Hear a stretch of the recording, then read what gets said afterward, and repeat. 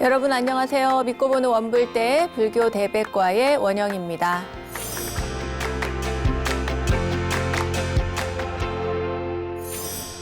우리는 참 많은 것을 가지려고 하고 또 남기려고 합니다. 인생사는 공술의 공수거, 그러니까 빈손으로 왔다가 빈손으로 간다는 그 사실을 잠시 잊어버리고 외면하기 때문인 것 같아요. 법정 스님께서 이런 말씀을 하셨습니다. 내 것이란 아무것도 없기 때문에 본질적으로 손해란 있을 수 없다. 절에도 가끔 도둑이 든다. 자칫했더라면 물건 잃고 마음까지 잃을 뻔하다가 공술의 공수거의 교훈이 내 마음을 지켜주었다. 법정 스님의 무소유 가운데 한 구절인데요. 가만히 이 말씀을 새기며 가지고 있던 욕망도 욕심도 모두 내려놓게 됩니다.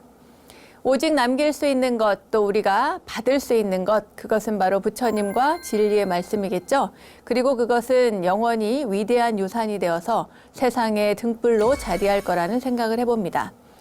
자, 이 위대한 유산을 공부하고 또 새겨보는 시간이에요. 원영 스님의 불교 대백과. 오늘도 행복한 불교 공부 시작해 보겠습니다. 여러분, 어서 모이세요.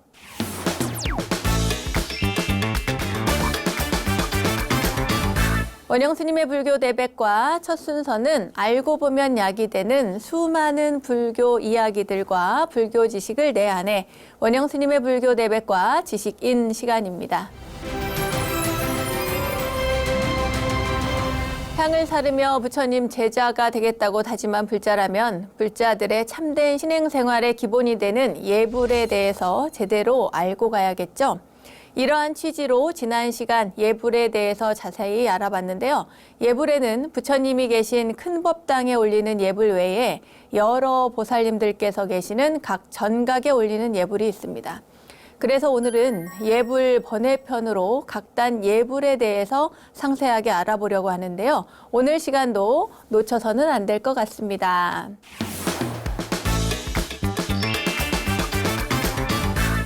상단에 예불을 모신 다음에는 보살님들이 계신 곳에 예불을 모시게 되죠. 그리고 마지막으로 이제 하단에 각단에 예불을 모시면 되는데요.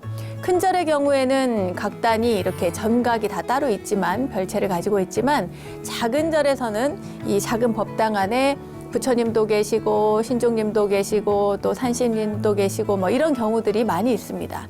그럴 경우에는 중단, 그러니까 신중단의 예경을 하거나 또는 반야심경을 하면서 독송을 하죠.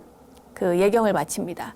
그러니까 상단 예불 칠정예를 하고 그 신중단으로 향해서 돌아서서 신중 예경 또는 반야심경을 하고 마지막으로 하단에 예불을 하는 것이죠. 그럼 신중단부터 보도록 하겠습니다.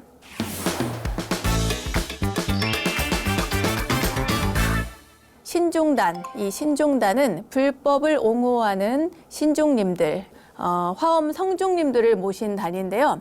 그 외에 보면은 이제 신중님은 이렇게 조각이 되어서 있지 않습니다. 보통은 다 탱화로만 이렇게 되어 있는데 보면은 가끔 무섭게 이렇게 칼을 차고 있거나 이런 분들도 계시잖아요. 그야말로 장군들입니다. 부처님을 옹호하고 보호해주는 그런 장군님들을 그렇게 이제 표현을 해놨거든요, 그림으로. 그래서 이 신중님들을 우리가 보통 신중님이라고도 하지만 신장님이라고도 합니다. 이 장자, 신장의 장자는 장군을 의미하는 거예요. 신장님. 이 신장님들, 그러니까 신중님들을 모신 이 신중의 신중, 중자는 무리중자를 말하니까 말하자면 부처님을 옹호하는 장군님들의 무리, 이렇게 했을 때 신중이라고 하고요. 그리고 이제 보통은 또 신장님이라고도 합니다. 아까 얘기한 것처럼 장군을 의미해서. 그런데 이 신중단은 단만 있지 따로 전각이 있거나 그렇지 않습니다. 항상 부처님 곁에 있습니다. 왜냐하면 부처님을 옹호하고 지키고 보호하는 그런 분들이기 때문입니다. 호법선중, 그러니까 법을 지키는 성중이라는 의미가 있고요. 또 화엄성중, 이것은 이제 화엄회상에서 부처님께서 이 화엄경을 설하실 때에 그때의 그 장소에 이 신중님들도 있었기 때문에 화엄신중이라고도 하고 화엄성중이라고도 합니다. 그래서 이제 화엄성중님 또 뭐 호법성중님 이렇게 이제 표현을 하는데 이러한 신중님들이 있습니다. 신중단에 모신 이러한 그 신중님들 성현들은 지혜롭고 자비로우며 불법을 수행하는 사람을 또 부처님뿐만 아니라 그런 사람들까지도 수호하겠다고 이 서원을 강력하게 세우시고요. 그 자리를 함께하고 계십니다. 늘 보호해 주면서. 이와 같이 신중단에는 부처님이 아닌 호법을 발언한 선신들이 모여 있어서 우리가 존경하고 또 감사의 예경을 이렇게 올리는 겁니다. 자, 그럼 신중님께 예경을 한번 올려볼까요? 먼저 헌다계를 합니다. 헌다계. 헌다라고 하는 것은 그 차를 올리는 거죠. 예. 청정 명다약 능제 병혼침 유기 옹호중. 먼저 이렇게 시작을 합니다. 청정 명다약 능제 병혼침 유기 옹호중. 그리고 나서 원수의 납수를 하는데 청정한 명다와 묘약은 병과 혼침을 없애주니 옹호 성중이시여 자비로 받으소서라는 의미인데 이 청정한 명다약이라고 하는 것은 그야말로 청정하고 맑고 깨끗한 그러한 차와 약을 그러니까 이 명다와 묘약은 이 모든 세상의 어리석음 그리고 혼침 그리고 가지고 있는 병, 중생의 모든 병 이런 것들을 다 없애준다는 거예요. 그러니까 그러한 것이 있다면 그것을 성중님께 올리고 옹호 성중님께 올릴 테니 잘 받으십시오. 자비로운 마음으로 저희가 올리는 이것을 받아주십시오라고 하는 의미로 원수의 납수, 원수 자비의 납수를 합니다. 자, 다시 한번 얘기를 해드릴게요. 청정한 명다와 묘약은 병과 혼침을 없애주니 옹호 성중이시여 자비로 받으소서 대자비로 받으옵소서라고 먼저 헌다계를 합니다. 이럴 때는 물론 이제 닭이 뚜껑을 열고 해야 되겠죠. 닭이 뚜껑이 닫힌 채로 하는 것이 아닙니다. 예경을 할 때 헌다계를 하면 이 닭이 뚜껑을 반드시 열고 그런 다음에 이렇게 헌다계를 합니다. 그리고 나서 헌다계를 마치고 나서 지심 기명예 하면서 우리 이제 예경할 때 하잖아요. 지극한 마음으로 기명 정리하듯이 지심 기명예 진법계 허공계 화엄해상 욕색 제천중이라고 먼저 합니다. 요즘에는 이제 또 한글로 많이 이렇게 번역이 되고 공식 조계종 공식으로 말하자면 이제 번역된 한글본이 있는데요. 그 한글본을 사실은 이렇게 상단 같은 경우에는 하지만 중단 같은 경우에는 아직 하지 않습니다. 일반화되지 않은 것 같아요. 그래서 앞으로는 아마 많이 또 일반화되긴 하겠지만 지금까지는 대체로 스님들께서 이렇게 한문을 이용해서 이렇게 예경을 올립니다. 의미를 해석하자면 이렇습니다. 지극한 마음으로 진법계 허공계 화엄해상 욕계 색계 제천님께 절하옵니다 라고 하는 의미인데요. 이 진법계 허공계라고 하는 것은 이 세상 온 우주 만물 그러니까 생명 있는 모든 존재가 살고 있는 이 세계를 전부 말합니다. 그러니까 우주 모든 세계를 이렇게 불교식으로 표현할 때 담 없는 법계, 그러니까 진법계, 허공계라고 이야기를 합니다. 화엄해상은 아까도 말씀드린 것처럼 그 부처님께서 화엄경을 설하신 그 장소, 설법 장소를 우리가 화엄회상이라고 합니다. 왜 항상 이렇게 화엄회상을 이야기를 하냐면 그때 당시에 우리 신중님들이 그 화엄회상에 함께하고 계셨대요. 그러면서 더 서원을 이렇게 바라신 것 같습니다. 욕계, 색계, 무색계는 자주 이야기를 해드렸죠. 3계입니다. 3계, 욕계, 색계, 무색계. 욕계는 욕망이 가득한 중생 세계를 이야기하는데 여기에서 주의할 점은 저 천상의 세계도 바로 이 욕계에 들어간다는 거예요. 떨어져 있지 않습니다. 그곳도 어떤 복락이 다 끝나면 이 땅에 떨어지기 때문에 욕계에 해당이 됩니다. 천상에 태어난 천인들도 편안하게 살다가 그 복락이 다 끝나면 그러면은 다시 육도 윤회를 한다는 것이 우리의 주장인데요. 불교계의 이야기인데 그렇기 때문에 천상에 나는 것을 우리가 목표로 하지 않고 모든 그 욕계로부터 벗어나기 위한 깨달음의 세계를 우리가 추구하는 것입니다. 수행을 통해서. 네. 그 다음에 색계입니다. 색계는 욕망은 벗어났지만 아직 물질의 차원에 머물러 있는 세계입니다. 그리고 무색계는 욕망 그리고 물질조차 다 사라진 순수한 정신세계, 깨달음의 세계라고 할 수 있겠죠. 그런데 여기에서는 욕계와 색계에 있는 아직 완전하지 않은 그러한 어떠한 뭔가 남아져 있는, 무명이 조금이라도 남아져 있는 이 모든 욕계, 색계에 머물고 계시는, 중생들을 위해 머물고 계시는 모든 제천님께 이렇게 절하옵니다. 모든 화엄 신장님께 절하옵니다. 이렇게 첫 번째 예경을 올립니다. 이게 1배예요. 두 번째 절을 합니다. 뭐라고 하느냐? 똑같습니다. 지심, 기명예, 진법계, 허공계, 화엄해상, 팔부 사왕중 이렇게. 그러니까 모든 이제 제천님들께 이제 절을 했잖아요. 두 번째는 팔부 사왕중에게 절을 하는데 진법계, 허공계, 화엄해상은 모두 같습니다.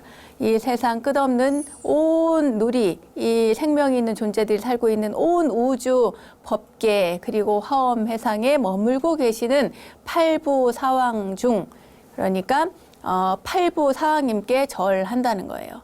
지극한 마음으로 진법계, 허공계, 화엄해상, 팔부 사왕님께 절하옵니다. 이 팔부는요, 누구냐면 천, 용, 야차, 아수라, 가루라, 긴나라, 마우라가, 건달바, 이분들을 팔부라고 합니다. 팔부. 그러니까 이제 예를 들어서 우리가 이제 저희 절에서 요즘에 관세음보살 보문품을 독송을 하는데, 관세음보살 보문품 또는 전에는 또 아미타경 이렇게 경전들을 독송할 때 경전 속에 살펴보면은 철룡, 야차, 건달바, 아수라, 가루라, 긴나라, 마우라가 이렇게 쭉 나오는 그런 경우도 있어요. 아미타경에 나오는 것 같아요. 이렇게 8분을 얘기하는데 이분들을 부를 때 팔부 신장님이라고 합니다.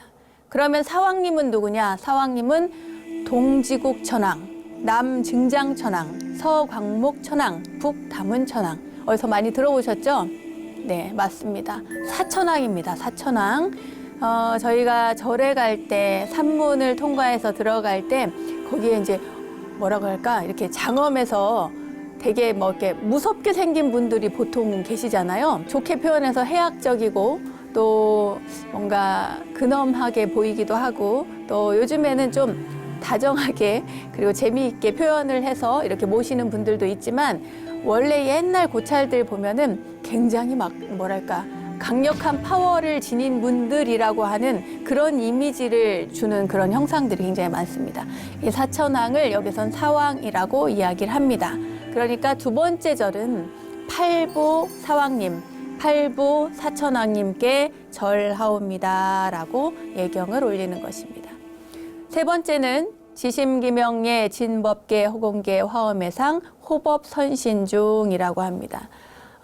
말하자면은 호법, 그러니까 법을 지키는 분들, 모든 법을 지키는 분들, 신중님들에게 예경을 올리는 거예요. 지극한 마음으로 다음 없는 법계, 허공계, 화엄해상, 호법 선신들께 절하옵니다 하고 예경을 올립니다. 이것이 세 번째 절입니다. 여기까지는 이 세상에, 그러니까 불교, 부처님과 부처님의 가르침, 그리고 부처님의 가르침을 따르는 많은 불제자들까지 옹호해주고 지켜주는 그런 화엄 성중님들께 절을 올린다라고 하는 의미에서 이렇게 3배를 올립니다. 그 다음에 뭐라고 이야기를 하냐면, 원제 천룡 팔부중 의아 옹호 불리신, 말하자면 일체의 천룡 팔부 신중이시여 저희를 옹호하사 부디 떠나지 마옵시고, 떠나지 마시라고 제발 우리 곁에서 보호해달라는 거예요. 어제난처 무제난 여시대원 능성치, 아무리 어려운 일을 부딪혀도 어려움이 없어져서 이와 같은 큰 소원을 성취하게 하옵소서라고 이야기를 하는 겁니다. 원제천룡 팔부중부터는 그때는 이제 고두배 할 때 목탁을 마지막에 똑똑 3배하고 마지막에 똑똑 2번을 쳐요. 그러면 저희가 고두배를 하지 않습니까? 이렇게 하고 한 번 더 하고 이렇게 할 때 그때 하는 겁니다. 원제 천룡 팔부중 위아 옹호 불리신 어제난처 무제난 여시대원 능성치를 하는데, 일체의 천룡 팔부 신중이시여 저희를 옹호하사 떠나지 마옵시고 어려운 일이 부딪혀도 어려움이 없어져서 이와 같은 큰 소원을 성취하게 하옵소서라고 이제 하는 겁니다.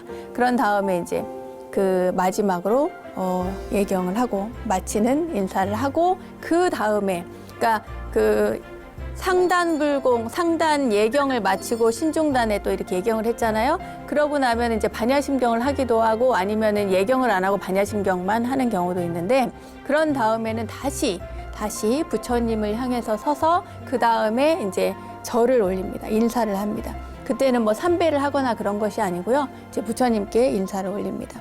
이 신중님들은요, 부처님께 예경을 하고 나서 신중님께 예경을 하듯이 사시불공 이럴 때도 부처님께 맞이 공양을 올리잖아요. 그 공양을 올린 것을 퇴공을 해서 그것을 다시 내려서 먹습니다.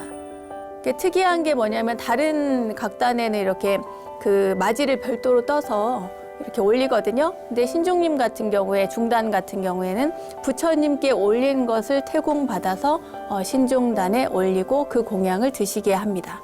자, 이제 저희가 사실 불공을 하는 게 아니니까요. 일단 예경은 이렇게 해서 마치도록 하겠습니다. 신중단 예경은 이렇게 합니다.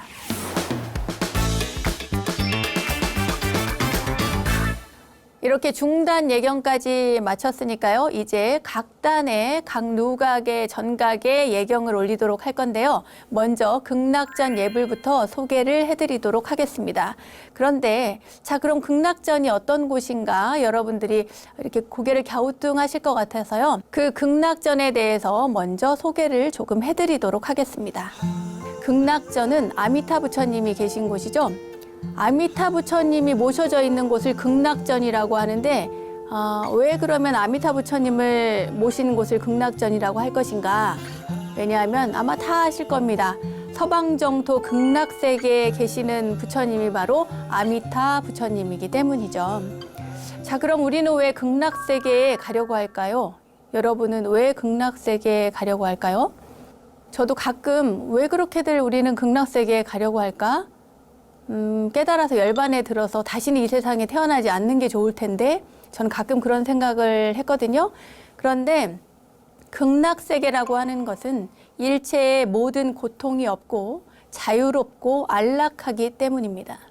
그래서 우리가 이곳을 정토라고 그래요. 정토, 서방 정토, 서쪽에 있는 정토, 맑은 땅. 그리고 안양국이라고도 합니다. 안양국, 편안한 곳. 그리고 길을 양자죠. 편안하게 쉴 수 있는 곳. 그래서 안양국이라고도 하고 안락세계라고 합니다. 안락세계, 편안하고 즐거운 세계, 그곳이 바로 극락세계이기 때문에 우리는 죽어서 극락세계에 가고 싶어하고 누군가가 돌아가시면 극락세계에 가십시오라고 그렇게 제도 지내고 합니다.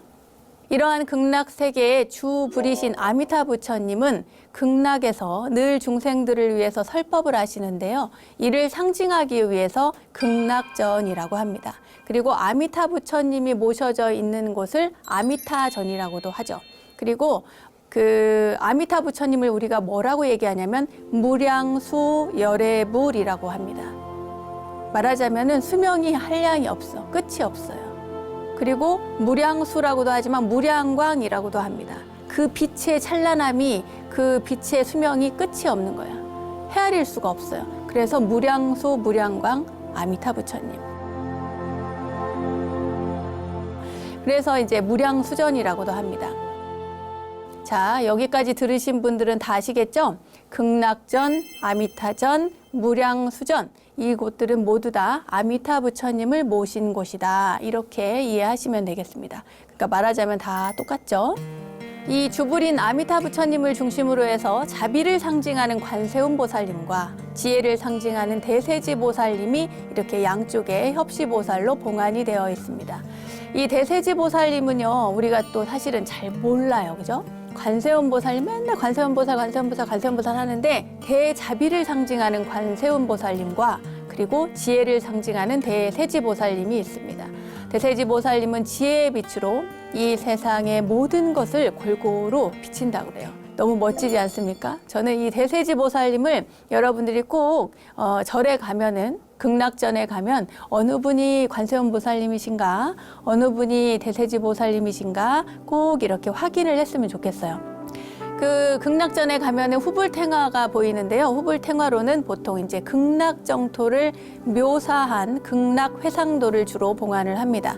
그 밖에 이제 극락의 구품 연화대를 묘사한 거죠. 이제 극락 구품 탱화라는 것도 있고 또 아미타 탱화라는 것도 있는데 이제 그것은 그 사찰마다 또 뭔가 그 성향이나 어울리는 그것에 맞추어서 탱화를 봉안을 합니다. 극락정토 왕생에 대한 믿음이 강했기 때문에 사실은 이 극락전인 아미타전은 무량수전은 대웅전과 견줄 만큼 굉장히 화려하게 꾸몄어요. 그러니까 이제 대웅전이 그 주 법당인 곳도 있지만 이렇게 극락전이 주 법당인 그런 노량도 있습니다. 불단은 꽃무늬와 비천상으로 장식을 또 하고요. 그리고 여의주를 입에 문 용이나 극락조 등으로 아주 화려하게 장식을 하는 그런 특징이 있습니다. 극락전이 본당이 절에서는 이 극락을 의역한, 그러니까 극락이라고 하는 것을 다른 말로 표현할 때 안양이라고도 표현합니다. 제가 아까 얘기했죠. 의역했을 때 극락이라는 말은 안락국이라고도 하고 안양국이라고도 하고 그렇게 한다고 얘기를 했잖아요. 그런 것처럼 그런 의미를 따서 그 절에 가면은 안양교라고 하는 다리가 있습니다. 그러니까 모든 절에 있는 건 아니고요. 가끔 안양교가 있기도 하고 안양문이 있기도 하고 안양루가 있기도 합니다. 종각이나 누각이. 그래서 이곳이 이 도량이 아미타 부처님을 모신 곳이구나 이렇게 이해를 하시면 됩니다. 자, 제가 너무 자세히 설명했나요? 자, 이제 예경을 올리도록 하겠습니다. 먼저 헌양진언을 합니다. 헌양진언은 아까는 그 중단 예경할 때 뭐 했어요? 헌다계를 했잖아요. 헌다. 그런데 이번에는 헌향진언을 합니다. 향을 올리는 진언입니다. 그래서 이제 모든 각단에서는 예를 들어 저녁 예불 같은 경우는 헌향진언을 합니다. 아침에는 헌다를 하고 저녁에는 헌향을 하고 이제 이렇게 구분을 하셔서 하는 곳도 많이 있습니다. 자, 온바하라 도비아움 이것을 3번을 하고요. 그 다음에 지심기명리에 들어갑니다. 지심기명리의 첫 번째 예경입니다. 극락도사 아미타 열애불 10조인 아미타 부처님께 극락으로 이끄시는 극락도사, 극락으로 이끌어주시는 아미타 부처님께 절하옵니다. 어떻게? 지극한 마음으로. 이것이 첫 번째 예경입니다. 두 번째는 지심기명리의 좌우보처 관음세지양대보살. 이번에는 아미타 부처님께 첫 번째 예경을 했으니까 두 번째는 왼쪽과 오른쪽, 그러니까 지극한 마음으로 좌보처인 관세음보살, 우보처인 대세지 보살님께 절하옵니다 하고 두 번째 예경을 하는 겁니다. 자, 그러면 세 번째 예경은 누구에게 할까요? 지심기명리의 일체 청정 대해중 보살 마살, 지극한 마음으로 일체 청정 대해중 보살 마살께 절하옵니다. 말하자면 청정한, 모든 청정한 대해중 보살 마살님께 절한다는 의미입니다. 저도 이제 이게 좀 헷갈려서요. 혹시나 그 큰 바다와 같은 무리들의 모든 보살님들을 의미하는가 이렇게 생각을 했는데 막 찾아보니까 대해중보살이라고 하는 명칭이 따로 있더라고요. 대해중보살 마하살이라고 하는 그 호칭이 따로 있어서요. 대해중보살 마하살을 한 분으로 보셔도 되는데 여기 앞에서는 일체 청정한 대해중보살 마하살이니까 모든 대중 말하자면 모든 보살 마하살, 대해중 보살 마하살님께 절 올린다고 하는 이런 어떤 그러니까 한 분이 아니라 여러 분, 아주 많은 분들을 의미해서 그분들께 모두 절 올린다고 받아들이시면 되겠습니다. 그리고 이렇게 세 번째 예경이 끝난 다음에는 이제 고두배를 해야 되잖아요. 목탁을 똑똑 치면 그때 무량 광중 화불다 앙첨계시 아미타 이렇게 이제 합니다. 이 무량광중 화불다는 뭐냐면 무량한 광명 중에 화신 부처님 많고 많지만 우러러 바라보니 모두 아미타 부처님이시네 라고 하는 의미입니다. 무량광중 화불다 앙첨계시 아미타. 여러분 화신 많이 들어보셨죠? 법신, 보신, 화신 할 때 그 화신입니다. 아미타 부처님 화신에 해당이 되는데 중생의 근기에 따라서 변화해서 나타내 주시는 부처님을 우리가 화신이라고 하죠. 법신, 보신, 화신 할 때 법신 같은 경우에는 부처님의 진리의 몸을 상징합니다. 그러니까 진리 그 자체, 부처님, 붓다의 진리 그 자체를 법신이라고 하고요. 보신은 인연 따라 나타나는 부처님을 이야기를 하는데요. 이제 갚을 보자를 써서 보신, 갚는 그 몸신자를 쓰는데 이것은 말하자면 그 수행의 결과, 과보로서 나타나는 부처님. 그러니까 그냥 어느 날 부처님이 뚝 나타나는 그런 것이 아니라 우리 석가모니 부처님 같은 경우에도 다겁생 내에 많은 수행을 했잖아요. 수행을 하고 또 하고 그러다가 또 이제 그 수기도 받고 연등 부처님께 수기도 받고 그런 다음에 또 다시 태어나서 그 석가족의 왕자로 태어나서 그렇게 또 출가를 하고 수행을 하고 고행을 하고 드디어 깨달음을 얻으셨잖아요. 그러니까 이제 모든 인연에 따라서 수행에 따라서 결과로서 깨달음을 얻으셨기 때문에 이분을 보신이라고 합니다. 수행의 결과로서 나타나는 부처님. 자, 이 법신, 보신, 화신 이 삼신 가운데에 그 가운데에서 모든 그 화신 부처님 가운데에 나타나는 아미타 부처님. 우러러 바라보니까 모두가 다 그 화신 아미타 부처님이시네. 이렇게 먼저 말씀을 올립니다. 그런 다음에 그 나머지 개송들도 알려드릴게요. 응신 각정 황금상 보계 도선 벽옥나 이렇게 이야기합니다. 응신각정 황금상, 응신불. 여기에서는 이제 갑자기 우리가 모르는 단어가 또 나왔나요? 법신, 보신, 화신, 그리고 응신이 나왔어요. 응신. 응신이라고 하는 것은 사실은 그 화신하고도 비슷한 말이고 또 보신하고도 비슷한 말일 수가 있는데 말하자면 응하여 나타나는 몸이라는 거예요. 중생이 맨날 부처님, 관세음보살님 막 찾잖아요. 그럴 때 괴로움에서 건져달라고 부를 때 그때에 나타나는 응에서 나타나는 부처님을 응신불이라고 합니다. 응신각정 황금상, 응신불은 모두가 금빛 모습이에요. 빼어나고 또 보게마다 벽옥나게 휘가마도네, 보게 도선 벽옥나라고 했어요. 이것은 말하자면은 아미타 부처님을 응신불로서 바라보는 거예요. 극락세계에 딱 그냥 앉아만 계신 부처님이 아니라 이 세상에서 원하고 구하고 찾는 모든 중생들에게 응신으로서 나타나는 그 부처님을 아미타 부처님이라고 생각을 하고 그분의 모습에 대해서 형상에 대해서 이야기를 하는데 모두 금빛 모습이 빼어나고 찬란해요. 그런데 그것만 그런 게 아니라 여기에선 특이하게도 이 보계를 얘기합니다. 보계가 뭐냐면요. 여러분 그 사극 같은 거 보면은 임금님이 여기 머리 이렇게 임금님이 이렇게 뭘 쓰잖아요. 그 관을 벗겼을 때 보면 이렇게 상투 틀듯이 이렇게 틀잖아요. 틀어서 이렇게 올립니다. 이것을 보계라고 하는데 이 머리 모양을 머리를 틀 때 뭘로 트냐면 푸른 옥을 요 안에 넣고 그것을 머리를 감싸가지고 이 멋있게 일종의 헤어스타일을 여기서 이야기를 하는 거예요. 부처님의 몸에서 찬란한 빛이 나오고 그리고 이렇게 감싸 안은 그 머리 모양이 그 푸른 옥을 감싼 형태로 이렇게 휘가마도네 이렇게 이제 그 모습을 찬탄을 하고 마지막으로 고아일심 김영정례라고 이야기를 합니다. 이제 고아일심 김영정례는 저희가 이제 일심으로 절하옵니다라고 이제 예경을 마지막 예경을 올리는 거예요. 그러니까 이제 삼배를 하고 마지막에 마칠 때 반배를 하면서 합장 반배를 하면서 저희 이제 일심으로 절하옵니다 하고 마치는 겁니다. 이 고아일심 김영정례는 모든 각 정각에서 예경을 할 때 마지막으로 꼭 하는 거기 때문에요. 저희가 이제 일심으로 절하옵니다라고 마지막 매짐을 하는 그런 표현입니다. 불교 지식을 내 안에 원불대 지식인 시간. 오늘은 지극한 기도 예불의 번외편이라고 할 수 있겠죠. 각단에 올리는 예불 조금 더 많은 주제로 이야기를 하려고 했는데 많이 못했습니다. 오늘 시간을 통해서 각단 예불뿐만 아니라 사찰에 모셔진 각 전각과 각 단에 모셔진 불보살님들 그리고 호법 신중들에 대해서 알아보는 의미 있는 시간이 되었으면 좋겠습니다. 자, 불교 지식을 내 안에 원불대 지식인 오늘은 여기까지 하겠습니다.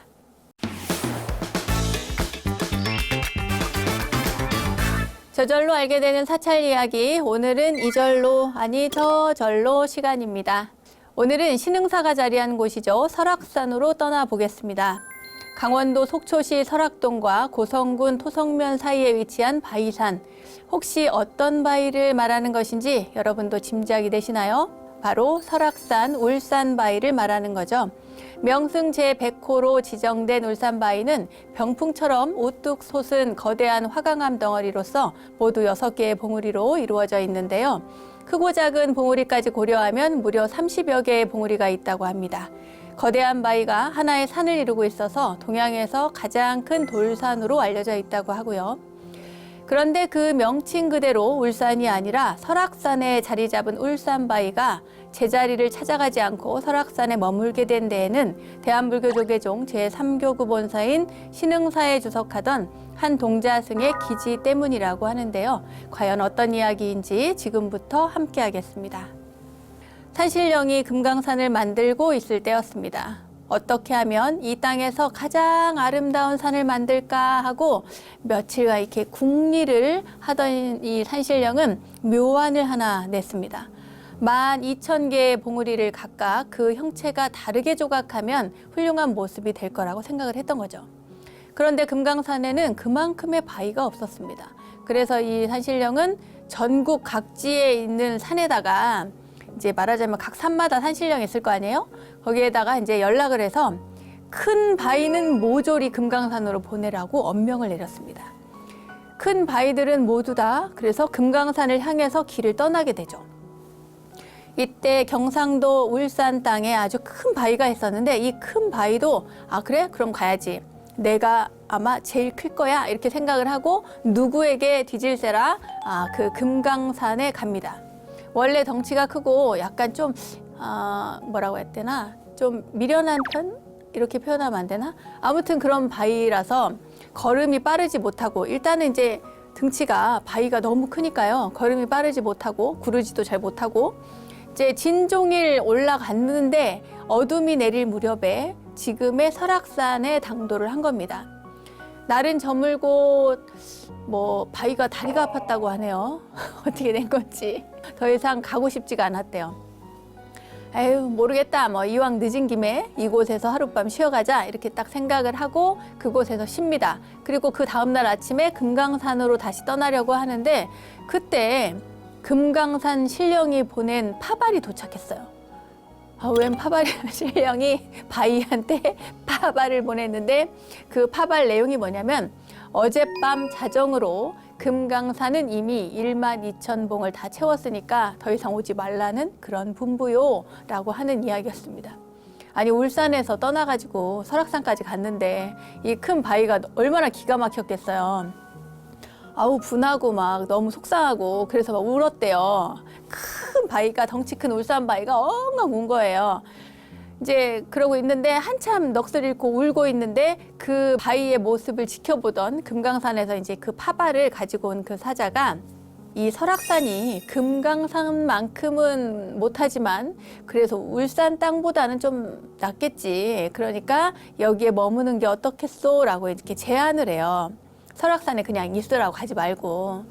그러니까 이 말을 들으니까 이 바위가 울산 바위가 생각해 보니까 나쁘지 않은 것 같아요. 그냥 그 자리에 머물러 있기로 그래서 마음을 정합니다. 그래서 이 바위가 울산 바위라고 불리게 된 거예요.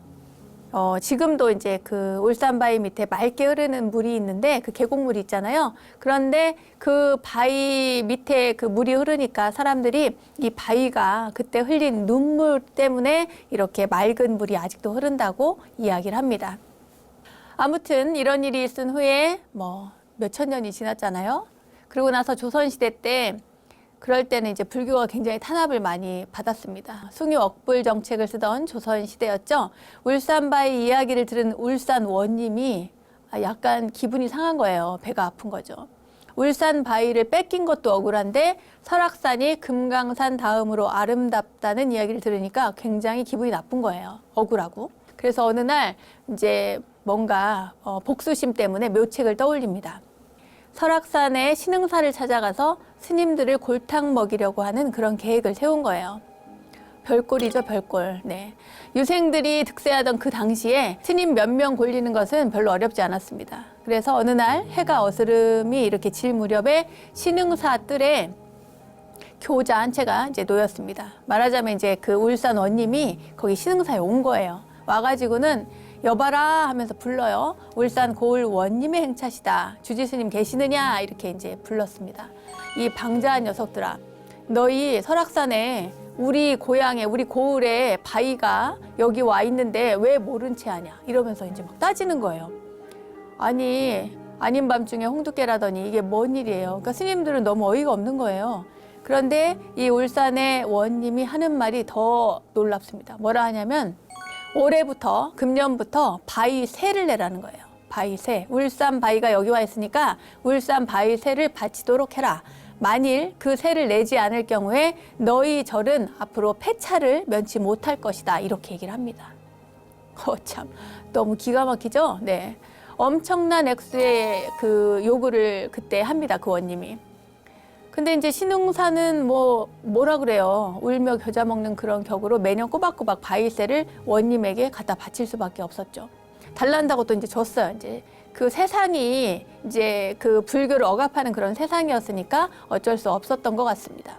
그래가지고 이제 절의 살림이 점차 더 어려워진 겁니다. 그런데 새로 부임한 주지스님이 있었는데 이 부당한 그 관례를 깨기 위해서 노심초사를 합니다. 근데 묘안이 떠오르질 않는 거예요. 그래가지고 이제 주지스님이 절은 이제 폐사하게 생겼고 뭐 다들 굶게 생겼고 걱정이 너무 많이 되는데 어느 날 한 동자승이 스님의 안색을 보면서 걱정하면서 물어요. 스님 무슨 걱정이 그렇게 많으세요? 이렇게 이제 동자승이 물으니까 아유 너는 뭐 상관할 일 아니다. 넌 몰라도 돼. 이제 동자니까 그렇게 이제 주지스님께서 얘기를 했는데 이 동자승이 소승에게 혹시 좋은 방안이 나올지도 모르잖아요. 이렇게 이제 얘기를 하는 겁니다. 그래서 이제 동자승이 이렇게 자꾸 캐물으니까 주지 스님이 자초지정을 설명을 해줘요. 그러니까 동자승이 아유 그런 일 가지고 뭔 고민을 그렇게 하시냐면서 바위 세를 받으러 오거든. 이제 그 동자승이 자기한테 보내라는 거예요. 그 세 받으러 온 사람을 그렇게 이제 호언장담을 합니다. 이게 뭔 일인지 모르겠지만 아무튼 원님 행차가 또 당돌했어요. 그러니까 주지 스님은 동자승의 말이 글쎄요 하도 당돌해가지고 믿어야 되나 말아야 되나 했는데 그래도 혹시 몰라서 슬며시 동자승을 불렀어요. 뭐라고 하냐면 우리 절에서는 울산 바위가 아무 쓸모가 없습니다. 그 바위가 없었더라면 우리는 그 자리에다가 곡식을 심어서 수확을 올릴 텐데 매년 손해가 이만저만이 아닙니다. 그러니까 세를 받기로 하면 오히려 우리가 받아야지 그쪽이 받을 일이 아닙니다. 그러니까 금년부터는 세를 못 내겠습니다. 바위를 당장이라도 파가세요. 이렇게 얘기를 한 거예요. 당돌하게. 근데 너무 지혜롭죠. 이 동자승의 말이 한치 빈틈없이 조리에 맞으니까 그 기세가 당당하던 원님도 말문이 막히고 만 거예요. 하지만 그냥 지고 말 수는 없잖아요. 그러니까 뭐라고 하냐면 그러면 네 말대로 바위를 내가 파갈 테니까 내가 시키는 대로 만들어 놔라. 그래요. 그러세요? 원하는 대로 다 해줄 테니까 꼭 가져가긴 하세요. 이렇게 한 거예요. 그러니까 좋다. 그래가지고 새끼를 태운 재로 바위를 묶어놔라 이래요. 뭔 말인지 알겠어요? 새끼줄 있잖아요. 그 이제 시골 가면은 그 집 있잖아요. 집 아세요? 그 지부를 꼬아가지고 만든 것이 새끼줄인데 그것을 이걸 태우면 뭐가 돼요? 재가 되잖아요. 그 새끼줄을 태운 재로 바위를 묶으라는 거예요. 재로 바위를 어떻게 묶어요? 그렇게 묶어놓으면 한 달 후에 와서 끌어갈 거라는 거예요. 그러니까 주지스님이 아무리 생각을 해도 이렇게 너무 억지스러우니까 새끼를 태운 재로 이 둘레가 10리가 넘는 이 바위를 묶는다는 게 불가능하죠. 어디 그뿐이에요. 10리가 안 돼도 아주 작은 것도 재로 못 묶죠. 근데 이 동자승이 생글생글 웃는 거예요. 웃으면서 아유 걱정하지 마세요. 걱정할 필요 하나도 없어요. 이렇게 얘기를 하는 그런 얼굴인 거예요. 그러더니 이튿날 마을 장정들을 수십 명 사가지고 새끼를 다 꼽니다. 새끼를 꼬게 해가지고 20알쯤 지나니까 새끼가 그냥 새끼줄이 산더미 같이 이렇게 쌓이는 거예요. 그러니까 동자승이 소금을 몇 섬 물 독에 풀어다가 새끼에다가 이제 그 염국을 들였어요. 소금을 가득 이제 몇 섬이나 들여가지고 거기에다가 새끼를 이제 풀어가지고 물독에다가 풀어가지고 새끼줄을 거기다가 담궜다가 낸 거예요. 그리고 나서 청년들을 데리고 울산 바위에 올라가서 바위 둘레를 그 새끼로 맵니다. 그리고는 이제 2, 3일 후에 다시 바위에 올라가서 새끼에다가 들기름을 쫙 바릅니다. 그리고 나서는 거침없이 불을 붙여요. 기름 붙인 새끼줄이 아주 잘 타겠죠. 그죠? 보통은 새끼줄이 뭐 그냥도 잘 타는데 기름까지 묻었으면 얼마나 잘 타요. 정말 잘 탈 텐데 소금물에 절였던 그런 새끼줄이기 때문에 겉만 그을려가지고 꼭 재같이 보이는 거예요. 겉만 그을려졌으니까. 속은 안 타고. 아, 진짜 동자승의 기질할까요? 지혜랄까요? 너무 놀랍죠? 그러니까 원님은 약속된 날 바위새를 받으러 이제 갑니다. 울산 바위까지 올라갑니다. 그랬더니 이게 웬일이에요? 진짜 불에 탄 새끼줄로 칭칭 바위를 감아 놓은 거예요. 그러니까 이 원님이 참 그놈들 꽤가 대단하구나. 이제 바위새 바퀴는 다 걸렸네. 이제 속으로 이제 생각을 한 거예요. 그러고 나서 할 수 없이 이제 포기를 하고 그 원님이 돌아가게 됐다는 거예요. 그 이후부터 신흥사는 그 지긋지긋하던 바위새를 물지 않게 되었다고 합니다.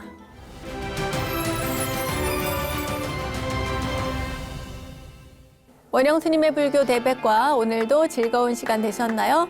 세상의 모든 불교 이야기를 모아서 전해드리고 있는 원영 스님의 불교 대백과 오늘은 예불 번외편으로 각단에 올리는 예불 2개를 소개를 해드렸습니다. 그리고 설악산 울산 바위의 전설까지 전해드렸습니다. 알매지혜가 가득한 시간 원불대 오늘은 여기까지입니다. 다음 원불대 이야기들도 기대해 주시고요. 저는 여기서 인사드릴게요. 믿음직한 원불대, 믿고 보는 원불대, 다음 시간도 잊지 마세요. 감사합니다.